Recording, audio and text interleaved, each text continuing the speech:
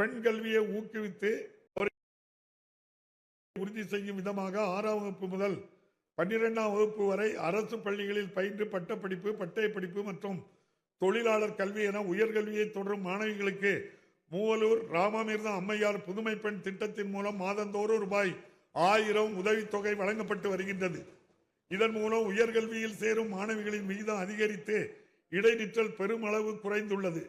நாட்டிலேயே அதிக அளவாக உயர்கல்வி சேர்க்கையை தமிழ்நாடு பெற்றுள்ளது. இத்திட்டத்தின் பங்களிப்பு முக்கியமானதாகும். குடும்பத்தின் வளர்ச்சிக்கும் பொருளாதாரத்திற்கும் பங்களிக்க வேண்டும் எனும் பெரும் கனவோடு தங்கள் இருப்பிடங்களை விட்டு நகரங்களுக்கு வரும் பெண்களுக்கு நவீன வசதிகளுடன் நியாயமான கட்டணத்தில் பாதுகாப்பான தங்கும் வசதியை பெற்று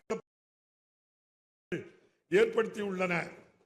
இத்தகைய திட்டங்கள் மூலம் இந்தியாவிலேயே தொழிற்சாலைகளில் பணிபுரியும் பெண் ஊழியர்களை அதிகமாக கொண்ட 40.3% மாநிலமாக தமிழ்நாடு திகழ்கிறது.